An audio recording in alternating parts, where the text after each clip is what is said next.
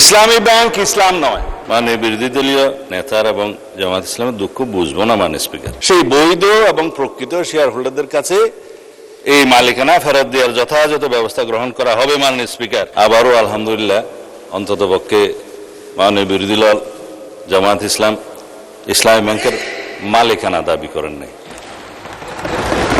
আপনারা বলেছেন যে ন্যায় নীতির পথে ফেরত আসতে হবে, ওই ন্যায় নীতির পথে ফেরত আসার জন্যই বাংলাদেশ ব্যাংক ব্যবস্থা গ্রহণ করবে মাননীয় স্পিকার।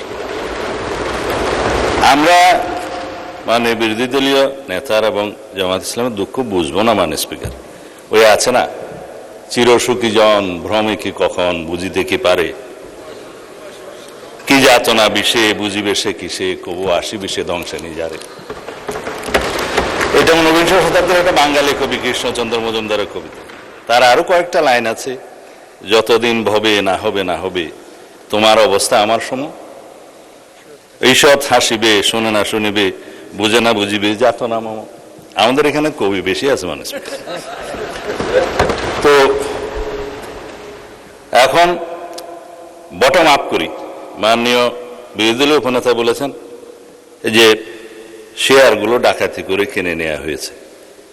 ইবনে সিনার 2% শেয়ার ছিল মাননীয় স্পিকার। ব্লক মার্কেটে 3 গুণ দামে তারা শেয়ার বিক্রি করেছে। এটা তো রেকর্ড।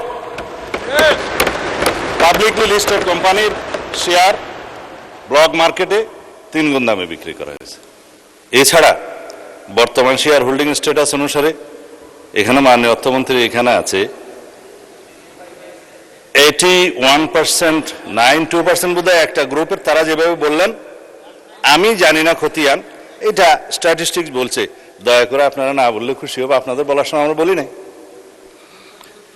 আর শেয়ার হোল্ডিং এর যারা মালিক তাদের কাছে মাননীয় বিরোধী দলীয় নেতা নোটিশেই বলেছেন দেশের অর্থনীতি ব্যাংকিং খাতের স্থিতিশীলতা এবং কোটি কোটি গ্রাহকের স্বার্থ রক্ষার লক্ষ্যে ইসলামী ব্যাংক বাংলাদেশের শেয়ার সমূহ বৈধ প্রকৃত মালিকদের নিকট প্রত্যার্পণের জন্য প্রয়োজনীয় ব্যবস্থা গ্রহণ করা হবে হোক।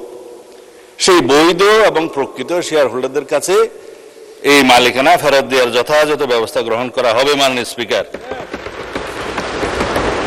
এখন কারা কত পার্সেন্ট শেয়ারের মালিক সেদিনও বক্তৃতায় বলেছিলেন প্রকাশ করা হোক। মাননীয় অর্থমন্ত্রীকে অনুরোধ করেছে, বাংলাদেশ ব্যাংকের গভর্নরের কাছে অনুরোধ করে জাতির সামনে প্রকাশ করা হোক। শেয়ার হোল্ডাররা তারা কিভাবে খরিদ করেছে দ্যাট ইজ ডিফারেন্ট ডিবেট। সেটা দুদকের তদন্ত হতে পারে, মামলা হতে পারে, but share holder is share holder. Publicly listed কোম্পানির মধ্যে সেটা আলাদা ডিবেট এবং আলাদা তদন্ত হতে পারে। এখন বলা হচ্ছে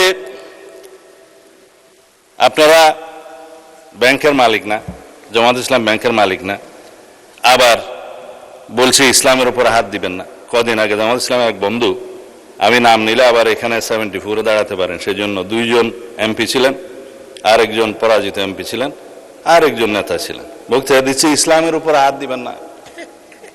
মাননীয় স্পিকার, ইসলামী ব্যাংক ইসলাম নয়, আমাদের জনাব মির্জা ফখরুল ইসলামও ইসলাম নয়, জামাতে ইসলামও ইসলাম নয়।